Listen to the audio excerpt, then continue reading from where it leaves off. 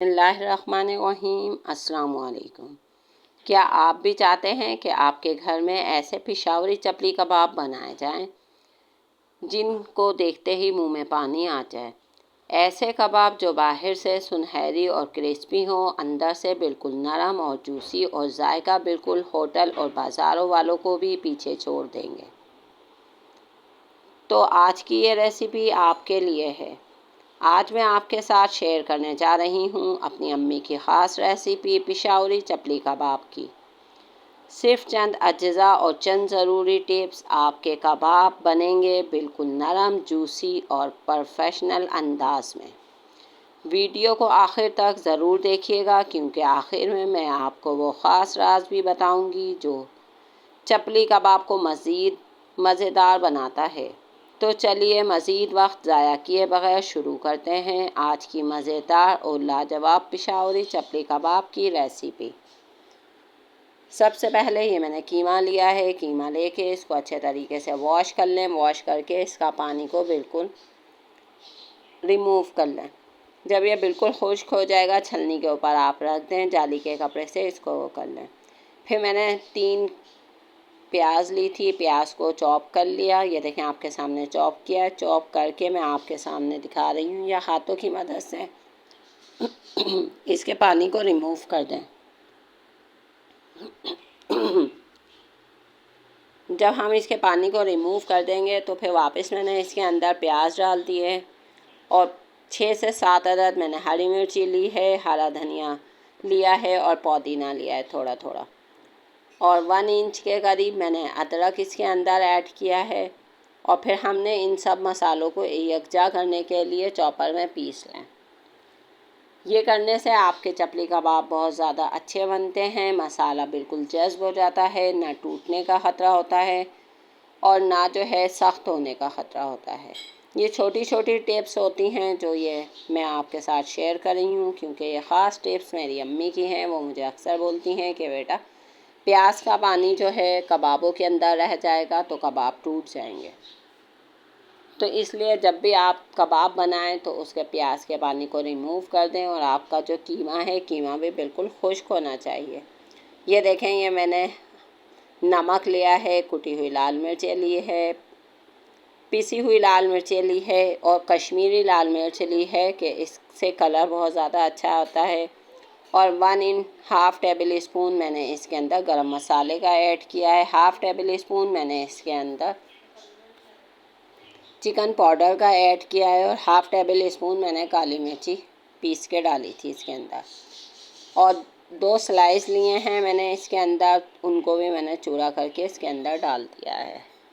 और एक प्याज ली थी मैंने, उसको ब्राउन कर लिया था। ब्राउन की हुई प्याज तो मेरे पास हमेशा रखी रहती है। आप इसको जो है ब्राउन प्याज को हमेशा अपने घर पे बना के रखा करेंगे, आपके बहुत ज़्यादा काम आएगी। आसानी से आपके हर सालन तैयार हो जाएगा। 1 प्याज लेकर उसको ब्राउन करके आपने इसके अंदर ऐड करनी है। इससे जायका इसका इस कदर अच्छा आता है कि आपको यकीन ही नहीं आएगा कि आपने ये पिशावरी चपली कबाब घर के अंदर ऐड कर लिए। जब हम प्याज को इसके अंदर ऐड करेंगे तो चपली कबाब बहुत आसानी से हमारे घर में बन जाएंगे।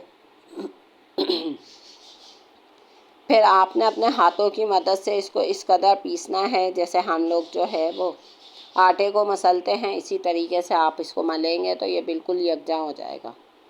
और एक अंडा लिया है। अंडा आप हमेशा जब भी तोड़ा करें उसको अलग प्याली में तोड़ा करें, क्योंकि आजकल गर्मियों का सीज़न है। गर्मियों के सीज़न में अंडे जो है ख़राब भी आ जाते हैं। आपने ऐसे ही डाला तो अंडा ख़राब होगा तो आपका कीमे का मसाला भी ज़ाया हो सकता है। ये छोटी छोटी सी टिप्स होती हैं जिसको हमें नज़रअंदाज नहीं करना चाहिए।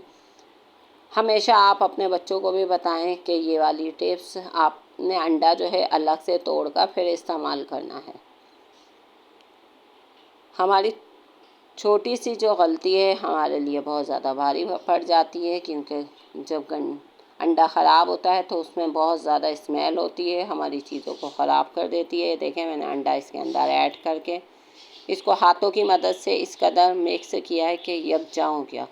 ना इसके अंदर अंडा नज़र आ रहा है, ना मसाले नज़र आ रहे हैं। आप लोग भी ऐसे ही चपली कबाब बनाएंगे तो जब हम इसको फ्राई करेंगे तो ये अंदर से इतने जूसी होंगे और ऊपर से क्रिस्पी हो जाएंगे और बहुत जल्दी ये बन भी जाते हैं।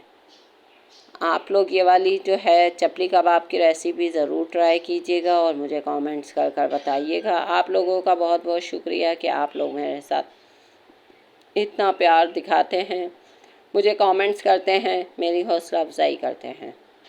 ये देखें, मैंने 3 टेबल स्पून इसके अंदर मकई का आटा डालना है। मैंने ना बेसन डाला है इसके अंदर, ना मैंने आटा डाला है। मैंने इसके अंदर मकई का आटा डाला है। मकई का आटा डालने से इसकी बाउंडिंग बहुत अच्छी होती है। और यह जो है होटल वाले ये मकई का ही आटा डालते हैं। आप लोग भी इसी तरीके से बनाएंगे तो आपको भी बिल्कुल होटल जैसे परफेक्ट पिशावरी चपली कबाब बनेंगे। लेकिन फिर जब हमने इसके अंदर बेसन है वो मकई का आटा ऐड कर दिया तो हमने इसको भी इसी तरीके से मलना है जैसे हम आटे को मलते हैं, कि ये भी यकजा हो जाए और हर कीमा इसके अंदर ऐड हो जाए। बस ये ही होता है कि आप लोगों ने इसी तरीके से करें। इंशाअल्लाह ताला आपके पिशावरी चपली कबाब बहुत ज़्यादा अच्छे बनेंगे। इसके अंदर आप जो है चॉप करके टमाटर भी ऐड कर सकते हैं और जो है गोलाई में कटिंग करके भी आप इसके ऊपर भी लगा सकते हैं। मैं ये सिंपल से चपली कबाब पिशावरी चपली कबाब बना रही हूँ। यह आपके ऊपर डिपेंड करता है क्योंकि मेरे बच्चों को इतना ज़्यादा जो है टमाटर पसंद नहीं है, तो इसलिए मैंने नहीं डाले इसके अंदर टमाटर। ये देखें, ये मैंने एक पैन लिया है। पैन को अच्छे तरीके से जब गर्म हो गया तो मैंने ऑयल से ग्रीस कर लिया। ऑयल इतना डालिएगा कि ये सिर्फ एक तरफ से फ्राई हो, डीप फ्राई नहीं करने हमने इसको इसी तरीके से है बनाने हैं। शैलो फ्राई हम जब करेंगे तो ये बहुत अच्छा इसका रिजल्ट आता है। आप लोग भी इसी तरीके से करें और करने के बाद इसको आपने ये बनाया और बना के आप इसको फ्रीज़र में भी रख सकते हैं। फ्रीज़ कर लें, अपने बच्चों को लंच में दें, अपने हस्बैंड को जो है उनको जो लंच देंगी लंच बॉक्स उसके अंदर भी आप डालकर दे सकती हैं। आपके अचानक गेस्ट वगैरह आ जाएं तो उनको सर्व करें तो आपकी बहुत ज़्यादा तारीफ़ें होंगी इंशाअल्लाह ताला। ये देखें, ये मैंने कबाब बना के रख लिए हैं। अब मैं इनको जो है शैलो फ्राई कर रही हूँ, डीप फ्राई नहीं कर रही, क्योंकि आजकल का जो हालात चल रहे हैं ऑयल हमारी सेहत के लिए बहुत नुकसानदेह है। इसलिए मैं आपसे हर चीज़ शेयर करती हूँ कि हमारे को अपने बड़ों के लिए भी देखभाल के काम करना चाहिए कि उनके लिए क्या चीज़ नुकसानदेह है, क्या चीज़ नुकसानदेह नहीं है। जितना कम हो सके ऑयल को कम से कम इस्तेमाल किया करें।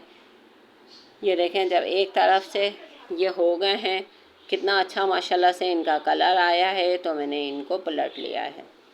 आपने इसको धीमी आंच के ऊपर ही पकाना है क्योंकि ये बीफ का कीमा है। बीफ का कीमा पकने के लिए जो है टाइम लेता है। आपने 8 से 10 मिनट तक के आपने एक तरफ से पकाना है और 5 से 6 मिनट तक के एक तरफ से पकाना है, क्योंकि हमने एक तरफ से जब हमने पकाया है तो उसका हाफ़ कीमा जो है हाफ़ डन हो चुका है। जब हम दूसरी तरफ से इसको करेंगे तो उसमें 5 से 6 मिनट का टाइम लगेगा।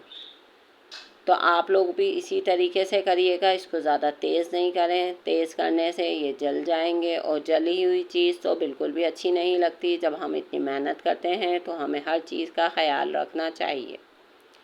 ये देखें, ये मैं आपके सामने सारे कबाब बनाकर फ्राई करके आपके सामने रख दिए हैं। और इसके अंदर जो है मैंने 2 टेबल स्पून साबुत धनिया लिया था, उसको कूटा है। कूटने के बाद इसके अंदर वो भी ऐड किया था जो मैं बताना आपको भूल गई हूँ। फिर ये मैंने सैलेड लिया। सैलेड लेके आपने इसी तरीके से सैलेड बनाना है। सैलेड बना के आप रख दें और सैलेड के साथ हरी चटनी के साथ और रायते के साथ सर्व करें इंशाअल्लाह ताला। ये देखें, अंदर मैं आपको तोड़ कर दिखा रही हूँ, ये बाहर से कितने अच्छे बने हैं, अंदर से बिल्कुल जूसी हैं। मुझे नेक्स्ट वीडियो तक के इजाज़त दें। अल्लाह।